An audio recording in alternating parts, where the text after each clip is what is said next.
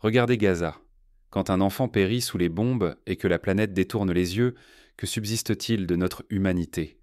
Peut-on encore parler de civilisation lorsque des hôpitaux deviennent des cibles, lorsque des écoles s'effondrent sur les cris des innocents, tandis que les puissants marchandent profits et pétrole? Gaza n'est pas un simple drame dans le flot de l'actualité. C'est le miroir d'un monde où la vie humaine ne pèse plus rien face à un baril, un contrat, une alliance. N'imaginez pas que ce sont des mots exagérés. Songez par exemple à la nuit du 15 juillet 2014, quand l'hôpital Al-Quds a été bombardé alors qu'il abritait des centaines de blessés et de familles cherchant désespérément refuge. Les images de médecins opérant à la lumière vacillante des téléphones portables, faute d'électricité, rappellent la brutalité froide avec laquelle le monde peut ignorer la souffrance humaine lorsque cela dérange les intérêts supérieurs. Cette souffrance extrême n'est pas un accident, mais la conséquence d'un ordre mondial prêt à sacrifier des peuples entiers pour ses intérêts.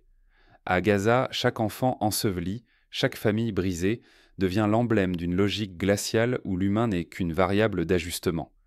La scène se répète inlassablement, comme si la douleur pouvait être reléguée à la rubrique des faits divers tant qu'elle frappe les autres. Pour illustrer cela, pensez à la guerre du Biafra à la fin des années 60 du XXe siècle. Là-bas aussi, des enfants sont morts de faim sous le regard indifférent d'une planète préoccupée par la guerre froide. Aujourd'hui, le mécanisme se reproduit à Gaza. Derrière chaque tragédie, la même logique cynique, tant que ce ne sont pas nos enfants, il n'y a pas d'urgence. Pourquoi tant d'indifférence internationale, notamment de la part des nations occidentales? Pourquoi ce silence oppressant, ce refus de regarder la réalité en face? Lorsque les bombes écrasent des enfants au Moyen-Orient, l'Occident détourne le regard, justifie ou s'abrite derrière des discours abstraits sur la sécurité. Mais chaque silence, chaque rationalisation est une gifle pour ceux qui rêvent simplement de vivre. Prenons l'exemple du Conseil de sécurité des Nations Unies. Combien de fois, depuis la création de l'État d'Israël, a-t-il été paralysé par le veto d'une seule grande puissance occidentale? Des résolutions condamnant les attaques sur les civils palestiniens ont été bloquées à maintes reprises, démontrant que la vie d'un peuple entier peut être suspendue à la volonté d'un seul État. Dire la vérité est devenu subversif. Affirmer que Gaza est un massacre, que la vie d'un enfant palestinien a la même valeur que celle de n'importe quel autre, dérange l'ordre établi. Les médias hésitent, les voix s'étouffent, car dénoncer l'injustice, c'est menacer tout un système de privilèges. Pourtant, la vérité ne peut être bâillonnée éternellement. Rappelez-vous l'apartheid sud-africain. Pendant des décennies, il était tabou dans certains médias occidentaux de qualifier le régime de Pretoria de raciste et criminel. Ce n'est qu'après des années de lutte, de témoignages courageux et de pression citoyenne que la vérité a percé le mur du silence. Gaza aujourd'hui subit le même mur de déni. Ce qui se joue à Gaza résonne jusque sur le continent africain. Nous connaissons cette mémoire brûlante, villages incendiés, résistance écrasée, dignité piétinée au nom du progrès. Gaza rappelle la colonisation, les massacres niés, la longue nuit de l'exploitation, elle est l'écho de blessures jamais refermées, le reflet d'une humanité bafouée. Fermer les yeux sur Gaza, c'est tourner le dos à l'histoire de l'Afrique, à la souffrance du Sud, à tout peuple persécuté. Pensez à la révolte des Mau Mau au Kenya, brutalement écrasée dans les années 50 du XXe siècle, ou au village algérien bombardé pendant la guerre d'indépendance. Lorsque nous contemplons Gaza, nous reconnaissons ces mêmes logiques. La puissance impose sa loi, détruit des vies, puis réécrit l'histoire en effaçant les larmes des vaincus. Mais il s'agit de bien plus qu'une solidarité abstraite. Ce qui est en jeu, c'est notre dignité collective, notre pouvoir de reprendre l'histoire en main. Si nous restons silencieux, si nous tolérons l'injustice à Gaza, alors d'autres Gaza, d'autres tragédies s'abattront demain sur nos terres, sur nos enfants. Dans l'écho de chaque bombe, c'est notre avenir qui vacille. Renoncer à la vérité, c'est renoncer à notre humanité et à notre capacité de changer le destin. Rappelons-nous les paroles du poète martiniquais Aimé Césaire. Une civilisation qui s'avère incapable de résoudre les problèmes que suscite son fonctionnement est une civilisation décadente. Accepter l'injustice dans un coin du monde, c'est préparer sa propre déchéance. Gaza n'est donc pas un cas isolé. C'est le symptôme d'un ordre qui broie les faibles et protège les puissants. Pour comprendre comment nous en sommes arrivés là, il faut oser regarder la mécanique du système mondial. Ce qui brûle à Gaza, c'est aussi la mémoire blessée de l'Afrique. Même cicatrice, même silence qui étouffe. Ce n'est pas le fruit du hasard, mais la poursuite d'une vieille logique. L'Afrique a déjà subi cette mécanique de destruction, la colonisation, l'esclavage, le pillage méthodique. Les empires venaient, détruisaient, pillaient, puis justifiaient leurs crimes au nom d'une prétendue civilisation ou d'une fausse sécurité. Pour saisir l'ampleur de ce système, souvenez-vous du partage de l'Afrique à Berlin en 1884. En quelques semaines, les grandes puissances européennes se sont partagées des continents entiers, traçant des frontières arbitraires, sans se soucier des peuples ni de leur histoire. Le même mépris a guidé la création de la bande de Gaza, après la Seconde Guerre mondiale, reléguant des millions de personnes dans un territoire exigu, sans ressources, sans avenir. Aujourd'hui, à Gaza, l'Occident rejoue la même tragédie sous de nouveaux masques: occupation, blocus, propagande. On enferme un peuple, on lui arrache tout, puis on exige qu'il accepte son destin dans le silence. Cela rappelle l'Afrique d'hier, soumise à l'ordre colonial, et l'Afrique d'aujourd'hui, encore marquée par les frontières imposées et les dépendances économiques dictées de l'extérieur. Observez la République démocratique du Congo, où la richesse minière n'a cessé d'attirer convoitises et pillages, au prix de souffrances inouïes pour les populations locales. Gaza, sous blocus, n'a ni eau potable, ni électricité, ni accès libre aux soins, tout comme tant de régions africaines encore privées de leurs droits les plus élémentaires. Ce système n'a jamais disparu, il s'est seulement adapté. Les bombes sur Gaza résonnent comme l'écho lointain des coups de fouet sur le dos de nos ancêtres. Les discours qui prétendent justifier l'injustifiable descendent directement des sermons sur le fardeau de l'homme blanc ou la mission civilisatrice. Hier comme aujourd'hui, on déshumanise certains pour mieux célébrer d'autres, ouvrant la voie à toutes les violences. Rappelons-nous, par exemple, des justifications avancées lors de la conquête de l'Algérie: porter la lumière, apporter la civilisation. Derrière ces mots, des villages entiers rasés, des familles décimées. À Gaza, l'argument de la sécurité sert de rideau de fumée aux destructions. Chaque silence complice face à Gaza est une trahison de notre propre histoire, une insulte à la mémoire de celles et ceux qui ont résisté sur le continent africain. Se taire, détourner le regard, c'est accepter la répétition de la tragédie et renoncer à notre devoir de résistance. L'injustice envers un peuple prépare l'oppression de tous. Voyez comment le silence sur le Rwanda a abouti au génocide de 1994. L'inaction internationale a encouragé la machine de mort. Aujourd'hui, chaque silence sur Gaza porte en germe de nouveaux drames. Si nous oublions ces liens, l'Afrique restera prisonnière de son passé, condamnée à revivre l'histoire sans jamais la réécrire. Refuser la solidarité, c'est fermer la porte à l'émancipation. Notre responsabilité est d'ouvrir les yeux, de reconnaître que Gaza et l'Afrique partagent une histoire de lutte brisée, mais aussi une force commune pour se relever. Mais l'histoire ne s'arrête pas à la douleur, elle appelle à la résistance et à la dignité. Comment, alors, transformer la mémoire en force et l'indignation en action? On parle sans cesse de droits de l'homme, mais derrière ces mots brillants, les mains sont rouges de sang. Qui détient vraiment la plume de l'histoire? Qui décide des règles, de la valeur d'une vie, du droit à la compassion? Devant les caméras, l'Occident pleure l'Ukraine, déploie 1000 drapeaux, orchestre concerts, prières, collectes. La résistance ukrainienne est célébrée, les injustices dénoncées à grands cris.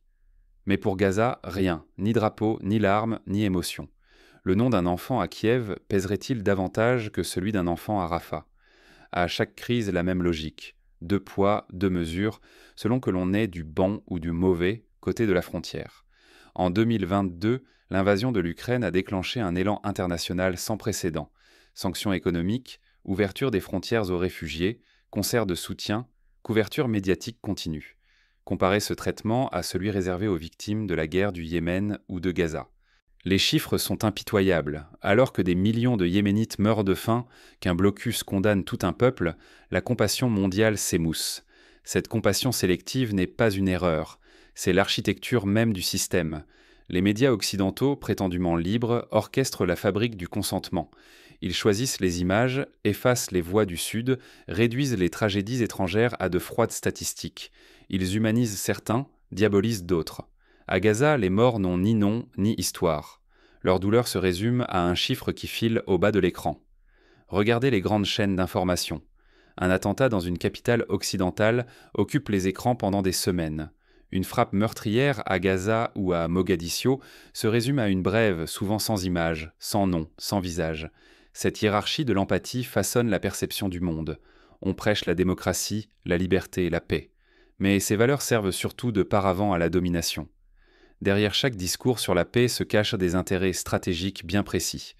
On exporte la peur, on désigne des ennemis pour justifier guerre, blocus, surveillance, répression.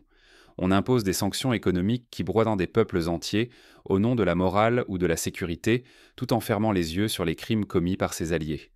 En 2003, l'invasion de l'Irak a été justifiée au nom de la liberté et de la démocratie, alors même que les preuves avancées étaient fausses. Le résultat, des centaines de milliers de civils tués, un pays dévasté et un silence assourdissant sur les véritables motifs. Pétrole, influence géostratégique, contrôle des ressources. La peur s'est faite marchandise. Elle circule dans les salles de rédaction, s'achète dans les chancelleries, fructifie dans les banques. Elle justifie l'injustifiable. Bombes sur Gaza, frontières verrouillées, vérité bâillonnée. Ceux qui dénoncent, qui refusent de se taire, sont traités de traîtres, de radicaux, d'ennemis à abattre. Les lanceurs d'alerte, comme Edward Snowden ou Julian Assange, sont pourchassés, calomniés, emprisonnés pour avoir révélé des vérités dérangeantes. De même, les journalistes palestiniens risquent leur vie chaque jour pour documenter ce que le monde refuse de voir. Leur courage rappelle que la vérité n'a pas de frontières. Mais le système ne prospère pas sans relais locaux.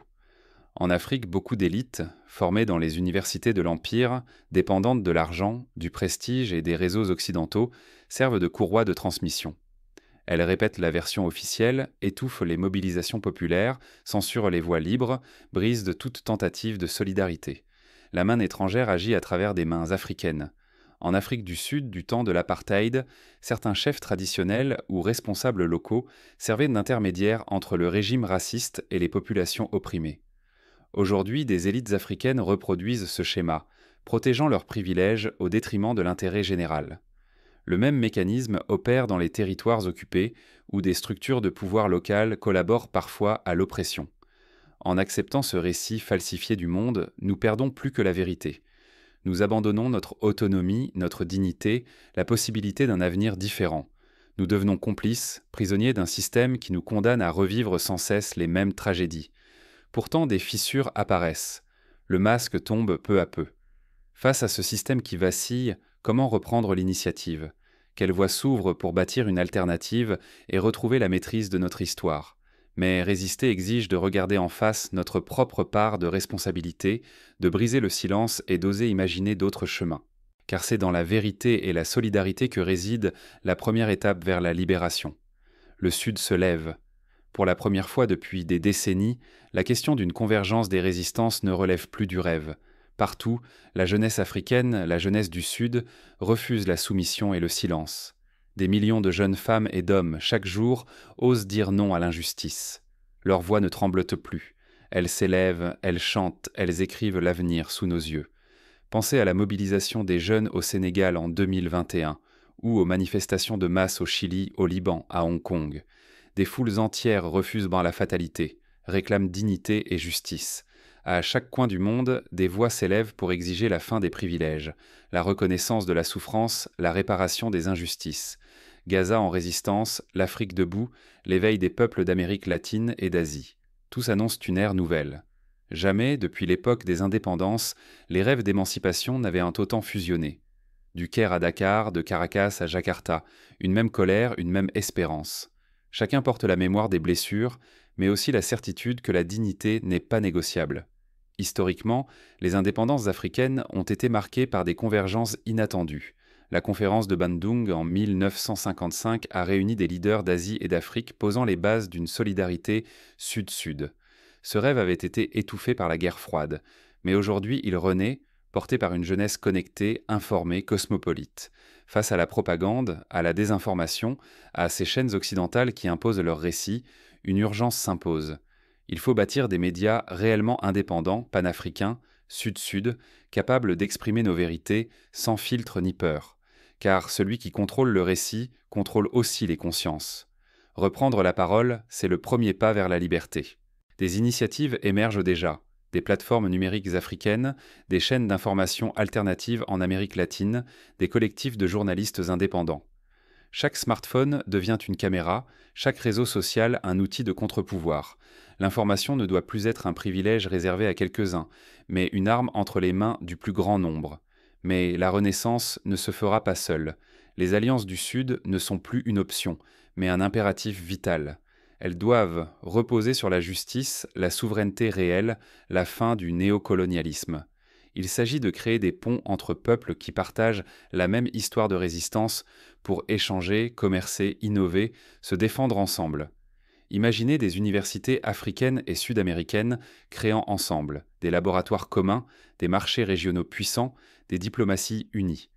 Songez à la communauté des États d'Afrique de l'Ouest, qui, malgré ses limites, a su parfois imposer des sanctions contre des coups d'État. Imaginez cette capacité élargie à tout le Sud global, pour soutenir Gaza, pour protéger les plus vulnérables, pour investir dans la recherche et la technologie indépendante. Rêver d'un autre monde n'est pas naïf. C'est une question de survie, de courage. Un monde où les ressources servent d'abord les populations, où les innovations naissent pour soigner, éduquer, nourrir. Gaza et l'Afrique cesseraient d'être les martyrs de l'histoire pour devenir les symboles d'une renaissance. Leur douleur deviendrait flamme, leur résistance, lumière. Ce rêve appartient à notre génération. Il existe des exemples concrets. Le programme pharmaceutique sud-africain, qui produit des médicaments génériques pour toute l'Afrique australe, ou les réseaux de solidarité alimentaire entre pays du Sud. Chaque réussite démontre que l'émancipation n'est pas un mirage, mais une construction patiente. Mais il y a un risque immense à ne pas saisir cette chance. Laisser passer ce moment, c'est condamner des continents entiers à revivre domination, pauvreté, humiliation.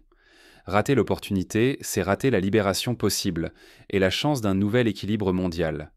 Regardez ce qu'il est advenu des révolutions arabes. Faute d'organisation, de solidarité internationale, beaucoup ont été étouffés ou détournés.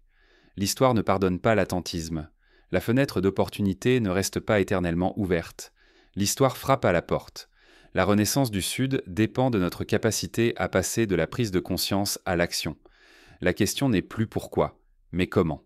Face à cette urgence, une nouvelle génération s'avance, prête à défier l'ordre établi. Mais sauront-ils transformer l'espoir en puissance réelle ? Le temps du silence et de la résignation est révolu. L'espoir n'est pas un rêve passif, il est une révolution à bâtir chaque jour avec patience et courage. Nul ne peut plus rester spectateur. Chaque geste importe, chaque mot résonne. La force des peuples ne se trouve pas dans les discours des puissants, mais dans la capacité de chacun à témoigner, à filmer, à débattre sans peur, à écrire l'histoire. Bâtir des institutions à l'image de leurs valeurs devient un impératif. Inspirons-nous des comités de quartier du Burkina Faso au temps de Thomas Sankara, des espaces où chaque citoyen pouvait prendre la parole, proposer, critiquer, décider. L'autonomie commence au niveau local, par le refus de la passivité. Dans la nuit du doute, la jeunesse se lève. Portée par une détermination nouvelle, cette génération refuse la fatalité. Elle veut s'unir, inventer, réinventer son avenir, bâtir des ponts entre les continents et forger une solidarité vivante, concrète, qui traverse les frontières et les blessures du passé. Refuser la victimisation est une arme puissante. Il ne s'agit plus de dénoncer seulement, mais de transformer la colère en créativité, la mémoire en énergie. Les drames d'hier irriguent l'engagement d'aujourd'hui. Les cicatrices deviennent des sources de force créatrices. Des collectifs de jeunes construisent comme des écoles dans les camps de réfugiés, des femmes cultivent des jardins communautaires dans les quartiers dévastés, des artistes transforment les murs en fresques de résistance. Chaque acte, aussi petit soit-il, contribue à tisser une toile d'espoir. Partout sur les places, dans les écoles, sur les réseaux, de la Palestine au Sahel, des rues de Paris au village du Congo, la parole se libère. On filme, on écrit, on transmet. Plus aucun mensonge ne pourra se dissimuler dans le silence. La vérité devient une œuvre collective. Regardez l'exemple du printemps soudanais, où malgré la répression, les manifestants ont diffusé en direct les violences pour mobiliser l'opinion internationale. Ce courage inspire d'autres peuples, montrant que la technologie peut devenir un bouclier contre l'oubli. La solidarité active entre peuples opprimés n'a jamais été aussi urgente. Apprendre des luttes de chacun, s'inspirer des résistances, partager les expériences, inventer ensemble les outils de la justice, c'est là le commencement d'un monde plus juste. Nul ne sera libre tant qu'un seul peuple sera opprimé. L'histoire de la lutte anti-esclavagiste des réseaux abolitionnistes transatlantiques prouve que la solidarité internationale peut briser les chaînes les plus solides. De la même manière, l'union des peuples du Sud peut inverser le cours de l'histoire. Le choix est radical, subir le poids de l'histoire ou la réécrire soi-même. Chacun engage sa part, sa dignité. Le courage individuel nourrit la force du collectif. C'est dans ce choix répété que se dessine la route vers la vraie justice. Il n'existe pas de petite action. Éduquer, relier, inventer, bâtir des alliances, créer du droit. Chaque geste participe à la renaissance. Les gestes quotidiens des femmes, des jeunes, des anciens sont les mots d'une nouvelle page de l'humanité. Dans la Tunisie post-révolutionnaire, des comités de quartier ont organisé la distribution de nourriture, la reconstruction des écoles, la surveillance citoyenne des élections. Ce sont ces actions invisibles aux yeux du monde qui bâtissent la démocratie réelle. La boussole, c'est la justice divine et universelle. L'histoire l'a montré 1000 fois. La vérité finit par l'emporter, même face aux empires les plus cruels, même quand tout semble perdu. Le vrai pouvoir naît de la conscience éveillée et de la solidarité vivante. La lutte contre l'apartheid, la chute du mur de Berlin, la fin de la dictature au Chili sont autant de preuves que l'opiniâtreté des peuples finit toujours par triompher. La lumière perce toujours l'obscurité, à condition de ne jamais cesser d'y croire. Mais rien n'est jamais acquis. Il faut une éthique du courage, une discipline de l'espérance à réinventer chaque jour. Ce n'est pas seulement un combat contre l'injustice, c'est la promesse d'un monde où la dignité humaine devient la norme, non l'exception. Adoptons des mesures concrètes. Soutenir les campagnes internationales pour l'interdiction des armes, exiger des audits citoyens des relations économiques, imposer la transparence dans l'aide humanitaire, former nos propres observateurs des droits de l'homme. Chaque action compte. Se taire, c'est accepter la perpétuation de l'horreur. Agir, c'est honorer la mémoire des peuples brisés et offrir aux enfants de Gaza, d'Afrique et d'ailleurs la possibilité de croire de nouveau en demain. Reste une question. Quelle vision porter pour sceller cette renaissance et comment la rendre irréversible? Il faut désormais nommer les principes qui guideront cette renaissance et tracer la voie pour que plus jamais aucun peuple ne soit condamné à l'effacement. C'est en affirmant une vision claire et partagée que le mouvement deviendra inarrêtable. L'espoir n'est pas un simple mot, c'est une révolution intime, brûlante, qui commence ici, entre nous. Définissons ensemble les piliers de cette renaissance. Justice sociale, souveraineté réelle, égalité des peuples, droit à la mémoire, priorité à l'éducation, protection de la nature, solidarité active. Chaque principe doit trouver sa traduction concrète dans les politiques, dans les alliances, dans la vie quotidienne. Rien n'est gravé dans la pierre. Le destin des peuples ne relève pas de la fatalité, mais de la somme de nos colères, de nos choix, de nos engagements. Aujourd'hui, l'avenir de Gaza, de l'Afrique, de tous les opprimés dépend de notre capacité à dire non. Non à l'injustice, non au silence, non à l'oubli. Ce procès qui se joue, c'est celui d'un système mondial qui sacrifie la vérité pour le pouvoir, qui piétine la vie humaine au nom de l'ordre ou du profit. Refuser d'agir, c'est condamner nos enfants à marcher dans les mêmes ruines, à porter les mêmes chaînes invisibles, à hériter des mêmes blessures. Chaque seconde de silence nourrit l'impunité. Laisser Gaza sombrer, c'est abandonner l'Afrique à ses douleurs, c'est livrer le monde à l'éternel retour de l'oppression. Mais l'histoire n'appartient pas à ceux qui subissent, elle appartient à ceux qui, face au chaos, osent défier la fatalité. Engageons-nous, pas seulement par nos paroles, mais par nos actes. Informer, partager, s'organiser, soutenir, dénoncer, rompre le silence. Ce combat n'est pas réservé aux victimes, c'est la charge sacrée de toute conscience éveillée. Car la justice universelle ne vivra que par notre refus collectif de détourner les yeux. Concrètement, cela signifie s'abonner à des médias indépendants, soutenir financièrement les campagnes de solidarité, organiser des débats dans les écoles, interpeller les élus, tisser des réseaux citoyens transnationaux. Il n'y a pas de geste anodin. Gaza, l'Afrique, les peuples du Sud, leurs blessures y sont liées, mais leur dignité aussi. Ce n'est pas seulement leur survie qui se joue, mais la possibilité d'un monde où la vérité ne s'achète plus, où la justice n'a pas de couleur, où la mémoire ne choisit pas ses martyrs. Ne laissons pas ce moment s'effacer comme tant d'autres. Chaque silence est complicité, chaque oubli une blessure ouverte. Le courage aujourd'hui, c'est de refuser l'indifférence, de s'opposer à la marche aveugle du temps, d'affirmer que l'humanité ne s'hérite pas, elle se conquiert chaque jour. L'espoir, c'est de croire que l'histoire peut changer parce que nous décidons ensemble de l'écrire autrement. À chacun de choisir son camp, celui des spectateurs ou celui des bâtisseurs d'une justice vivante, universelle. N'attendons pas que d'autres écrivent en notre histoire. Bâtissons-la main dans la main, parce que chaque génération a rendez-vous avec son destin, parce que Gaza, l'Afrique et tous les peuples du monde méritent mieux que le silence, parce que la dignité n'est pas négociable, jamais.